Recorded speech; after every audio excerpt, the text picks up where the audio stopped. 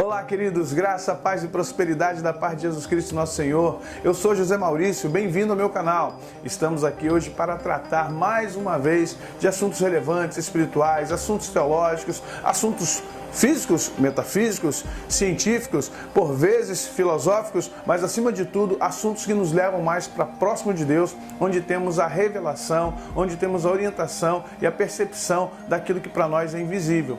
Nosso canal trata muito de batalha espiritual, intercessão profética, mapeamento geográfico, questão profética, louvor, adoração e muito mais. Hoje nós vamos tratar de um assunto, um tema muito importante. É um pouco corriqueiro em batalha espiritual, mas pouco entendido. Vamos falar um pouquinho de a armadura de Deus, a qual Paulo cita em Efésios no capítulo 6, e nós vamos tentar entender o que Paulo quis dizer com essa armadura. É literal? É apenas um paralelismo? Onde se utiliza essa armadura? No corpo, na alma, no espírito? Como funciona essa coisa de armadura de Deus? Por que eu não consigo ter a sensação de que estou com a armadura de Deus? Por que recebo ataques e retaliações? Por que recebo ataques mentais, ataques na alma? Por que recebo ataques no corpo? Onde coloca essa armadura? Tudo isso e muito mais daqui a uns 15 segundinhos. Aguarda aí.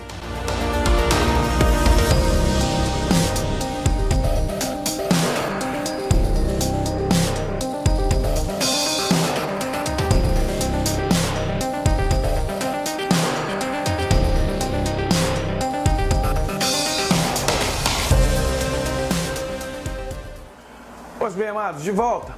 Armadura de Deus. É interessante ver como o apóstolo Paulo, em uma das suas cartas mais importantes, aliás, todas as cartas de Paulo são importantes, mas aos Efésios é uma carta muito completa, é uma carta diferenciada talvez de Coríntios, aos Gálatas e as outras cartas que Paulo escreve, as pessoais, as pastorais e as de comunidade. Paulo vem tratando na carta aos Efésios não de batalha espiritual, apesar de a gente utilizar muito esse trecho, que ele é pequeno dentro de toda a carta. Se você pensar nesse texto, ele vai do verso 10 ao 20, sendo que nós utilizamos do 10 ao 18, porque Paulo vem falando de como o cristão deve se comportar, como o cristão deve ser em família. Se você vir os capítulos 4 e 5, você vai ver Paulo falando de família, de marido, esposa, filhos, pais. Então, quando Paulo chega nessa parte, a partir do verso 10, assim, no demais, irmãos meus, ele está dizendo assim, olha, para encerrarmos essa situação em que vocês vivem em Éfeso, que é uma cidade importante, cosmopolita, mas que tem muitos deuses, que tem um poder espiritual sobre vocês, uma densidade, que tem uma ambiência muito complexa, eu quero explicar uma coisa para vocês. Vocês precisam estar preparados para uma grande batalha, porque vocês não estão lutando contra o governador, vocês não estão lutando contra o prefeito, vocês não estão lutando contra a milícia, bandido, traficante, contra o ladrão, contra o feiticeiro, vocês estão lutando contra poderes espirituais instalados nas regiões celestes. É de lá que vem os comandos até chegar à cidade, ao planeta onde vocês estão. Portanto, vocês precisam tomar a armadura de Deus. E aí começa uma coisa simbólica, mas ao mesmo tempo muito profunda, porque Paulo começa a descrever a armadura de um soldado romano. Ele começa dizendo assim, vocês precisam cingir os vossos lombos. O que é o lombo? É a área ventral. Cinja os vossos lombos com a verdade. Que coisa interessante. Primeiro, é claro, ele diz assim, vocês têm que tomar toda a armadura. Paulo é um pedagogo, vamos entender? Paulo é um mestre, Paulo é um sábio, Paulo é um homem muito inteligente, Paulo é um homem de grande revelação. Então ele, como pedagogo, como mestre, muito mais mestre do que pregador, ele deixa bem claro isso na relação de comparação entre ele e Apolo, ele deixa claro que Apolo é muito mais pregador do que ele, mas Paulo é um profundo conhecedor não só da Torá, como um fariseu que foi, como um mestre que foi, mas ele é profundo conhecedor da cultura helênica, da cultura romana, greco-romana, e ele é muito conhecedor da capacitação, ou da capacidade que o homem tem de entender coisas. Então ele diz assim, olha, tomai toda a armadura de Deus. E eu vou começar, cinja os lombos com a verdade.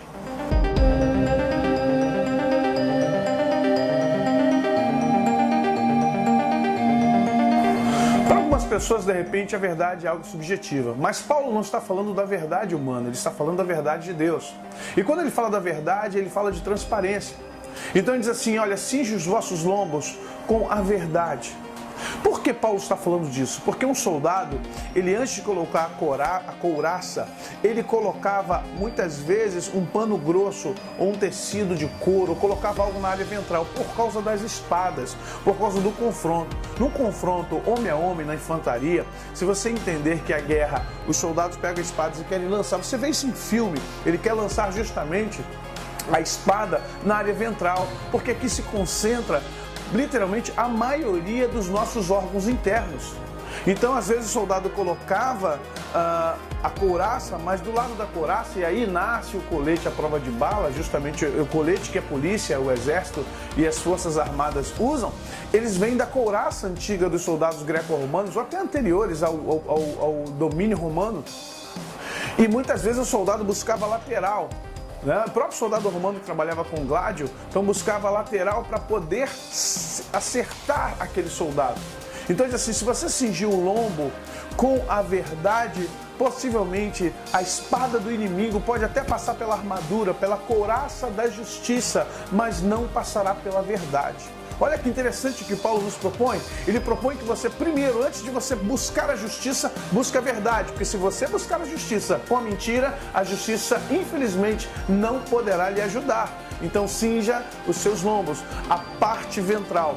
Outra coisa interessante, no Antigo Testamento, Paulo, como um grande mestre que é fariseu, ele usa de linguagem não greco-romana, não helênica, ele usa de linguagem hebraica. No hebraico, se você pegar os salmos, a questão da dor não vem para o coração. O músculo cardíaco que nós conhecemos e que os gregos chamam de pessuche e dá a entender coração, no Antigo Testamento não existe essa relação. A relação é rim, fígado, baço, o meu estômago. Então toda a área de sentimento para o judeu está muito relacionada no mundo antigo ao ventre. Então Paulo diz assim, proteja os seus sentimentos com a verdade e depois com a justiça. Que coisa linda!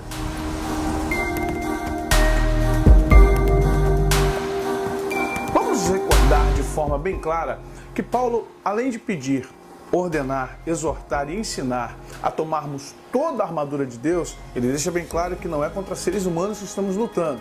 Então ele vem descrevendo as partes principais num paralelismo, numa forma parabólica de ensinar aqueles irmãos e a nós como nos revestirmos de toda a armadura. Então, após isso, ele diz assim, vocês cinjam lombos, mas também se preparem com o Evangelho da Paz. E aí ele cita talvez Isaías no capítulo 52, no verso 7, que diz, ó quão formosos sobre os montes são os pés daqueles que anunciam as boas novas, a paz, aqueles que realmente saem como arautos da paz. E ele diz assim, se você preparar os seus pés. E o que está falando de pés aqui? Está falando do soldado que tem que andar às vezes milhas e milhas. Hoje temos o coturno, o boot, mas antigamente o soldado colocava aquelas alpargatas de couro bem resistente, amarrados até a canela, vindo quase abaixo do joelho. Aquelas sandálias, haviam vários modelos, é claro, porque eles pegavam calor, eles pegavam frio, eles pegavam barro, eles pegavam água, pegavam lugares áridos, mas aquelas sandálias protegiam os pés, principalmente a sola dos pés. Para os soldados terem mobilidade, elas também eram de couro maleável, elas tinham um material maleável para que eles pudessem subir e dobrar os seus pés, subindo as montanhas, descendo. Então Paulo diz para nós usarmos o Evangelho da Paz. Olha que interessante. Jesus é chamado de Príncipe da Paz. Se você quer os seus pés espirituais, aí estamos falando de uma caminhada de vida próspera, abençoada, você precisa viver o evangelho que promulga a paz, não o evangelho que promulga a prosperidade, não o evangelho que promulga só trocas, vendas e curas e milagres. Olha o que está acontecendo conosco, infelizmente estamos vendo quem é quem nessa história de dinheiro, milagres e curas. O evangelho da paz, o mesmo que Jesus pregou, o mesmo que o apóstolo Paulo nos ensina a viver, prepara, coloca os teus pés sobre um evangelho de paz, o evangelho que fala da paz, porque Jesus é o príncipe da paz. Então vamos compreender, Paulo diz assim, coloca os pés de vocês, evitando a guerra, evitando o tumulto, evitando a disputa, evitando a facção, as obras da carne que Paulo fala em Gálatas a partir do verso 16 do capítulo 5. Então vamos calçar os nossos pés com o evangelho da paz.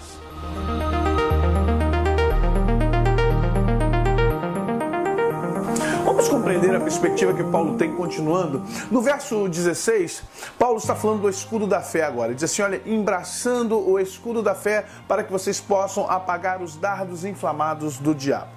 Vamos entender que naqueles tempos de guerra você ainda tinha algumas armas que hoje nos exércitos do mundo e no Brasil nós temos infantaria, artilharia, comunicação, mas naquele tempo nós tínhamos três bases para um exército. Era a infantaria, os que vão a pé, a cavalaria, os que usavam de cavalo, e seria hoje para nós a artilharia, os que usavam de flecha, os que usavam lançamento de lança, os que usavam depois na Idade Média a catapulta. Então, para você entender, vários soldados tinham escudos diferenciados. Por quê? Um soldado que trabalhava com espada leve, que no caso é o gládio, que tem de 45 a 50 centímetros, tamanho do antebraço do homem, ele não podia ter um escudo muito grandioso. Porque se ele tivesse um escudo muito grande, ele não conseguiria lutar, não teria mobilidade no campo de batalha. Porém, quando a gente chega em outros soldados que trabalham de forma diferenciada, por exemplo, soldados que trabalhavam com pequenos grupos de proteção, trabalham com grupos de assaltos e entrada nas cidades, eles já usavam escudos bem grandes. Por quê? Porque eles trabalhavam em conjunto e eles faziam aquela carapaça de tartaruga. Se você já viu isso no filme 300, você vai ver uma técnica dos gregos que os romanos adotaram. Justamente vários soldados juntos colocavam o escudo um ao lado do outro e o inimigo não conseguia entrar. E eles abriam uma frecha e jogavam a lança e pegavam o inimigo. Então Paulo está dizendo, coloque o escudo da fé. E o escudo da fé tem que ser do tamanho do teu chamado. O escudo da sua fé tem que ser do tamanho daquilo que Deus tem para você. O escudo da fé tem que ser o maior possível para que você apague os dardos do inimigo, para que você coloque ele sobre você e não seja atingido pelo inimigo. Entenda uma coisa, muitos ministros, muitos homens e mulheres de Deus não estão aguentando batalhar no reino espiritual porque a sua fé está diminuta. A fé é o princípio de qualquer ministério. A fé é o alimento de qualquer ministério. Jesus, quando curou e quando salvou, diz, vá, a tua fé te curou, a tua fé te salvou. Hebreus, no capítulo 11, do verso 1 ao 3, você vai ver a discorrência do escritor sobre a fé. Ora, a fé é o firme fundamento das coisas que se esperam e é a convicção de fatos que não se veem. Pela fé os antigos alcançaram, olha bem, gente, no momento que não havia graça, os antigos alcançaram o favor de Deus, a salvação pela fé. Sacrifícios e fé. E aí no verso 3 assim, pela fé entendemos que os mundos foram criados pela palavra de Deus, de maneira que o invisível vai existir do que não se vê. O escudo da fé é importante. E Paulo diz, coloque, porque você está sendo atacado e você precisa se defender desses dardos inflamados de Satanás.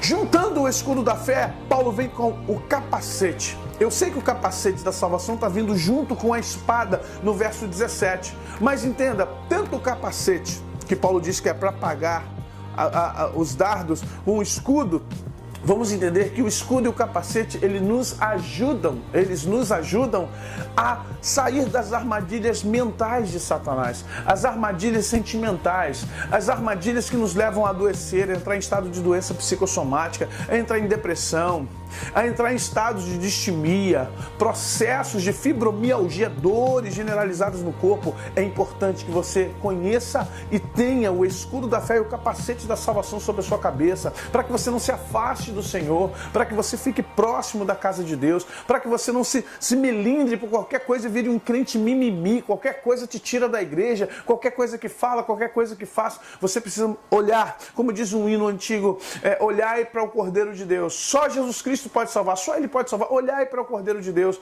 Entenda uma coisa, procure entender que se você não tiver com o capacete da salvação, o escudo da fé, infelizmente, qualquer dardo de Satanás afligirá você, adoecerá você e fará com que você venha, ao final de tudo, morrer e perder aquilo que Deus tem para você no mundo espiritual.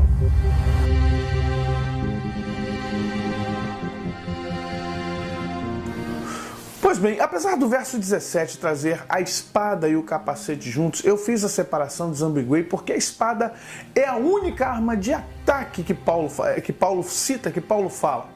E é interessante que temos o exemplo mais emblemático disso, é quando Jesus, lá no deserto, Mateus 4, de 1 a 11, utiliza justamente da espada, a palavra de Deus. Diz o texto que quando Jesus teve fome, Satanás se apresentou, ele disse, olha aquelas pedras, transforme-as em pães. Você não é filho de Deus? E Jesus usa justamente de textos de Deuteronômio, da Torá, para dizer assim, está escrito, Satanás, nem só de pão o homem viverá. Quando ele apresenta os reinos desse mundo, quando ele leva para o pináculo, ele usa a palavra de Deus de novo. Ele diz, não terás outros deuses, somente ao Senhor adorarás. Satanás, para com isso, não adianta. Tira-te daqui, está escrito no Salmo, ele diz assim, não tentarás o Senhor teu Deus. Ou seja, Jesus usa da espada. Nós precisamos conhecer bem a espada. Soldados treinavam muito aquela espada, o ataque, a defesa, os giros, os semicírculos, a utilização correta da espada. No nosso caso, como o apóstolo Paulo está usando de paralelismo, está usando de uma linguagem parabólica, nós utilizamos a espada como a palavra de Deus, não só para o inimigo de fora, mas para dentro, para nós também. Precisamos conhecer a palavra de Deus para guerrear na mente, dizer, não, está escrito, está escrito. Quando a fé foi embora, você diz, não, meu justo viverá pela fé, e se ele retroceder, minha alma não tem prazer nele. Está escrito, Hebreus 10, 38. Quando alguém falar assim, mas eu estou passando por um vale, você tem que lembrar do Salmo 23, quando o salmista diz, ainda que eu ande por um vale onde a morte me faça sombra, não temerei mal algum. Ou seja, usar a palavra de Deus como espada. Por fim, Paulo diz, orando em todo o tempo com súplicas. Fechamos aqui justamente a proteção de um soldado de Deus. Fechamos aqui uma proteção da armadura de Deus. E por fim, onde utilizar a armadura de Deus? A armadura de Deus, infelizmente, as pessoas têm um engano teológico, de interpretação, ou mesmo senso comum de achar que a armadura de Deus é para o espírito. Negativo. O espírito humano, ele não precisa da armadura de Deus, ele está pronto. Ainda que o meu homem exterior se corrompa, o meu interior se renova a cada dia. Quem precisa da armadura de Deus? A minha alma. A minha alma necessita da armadura de Deus. Ela quem precisa do capacete. Ela quem precisa. Você notar, todas as áreas que a armadura cobre tem a ver com sentimentos, tem a ver com o que o homem sente, o que ele faz, o que ele reage. O espírito humano, ele está ligado ao Espírito de Deus, ele está ligado com Deus, ele não entra nessas interações de batalha. A batalha que Satanás tem não é contra o nosso espírito, é contra a nossa alma. A batalha que Satanás tem não é para nos levar pelo espírito, mas é nos levar pela alma. Então, a armadura de Deus é para a sua alma, é para você revestir a sua alma. Que Deus possa abençoar a sua vida e que você possa tirar proveito. Utilize a armadura de Deus para que você possa ficar, ao final de tudo, de pé e prevalecer contra as astutas ciladas do diabo. Obrigado, queridos, por mais uma vez estar comigo. Assine as notificações, deixa seu like, compartilhe o nosso canal e abençoe-nos para que a gente possa abençoar outros também. Amém? Graça, paz e prosperidade sejam convosco em nome de Jesus. Amém.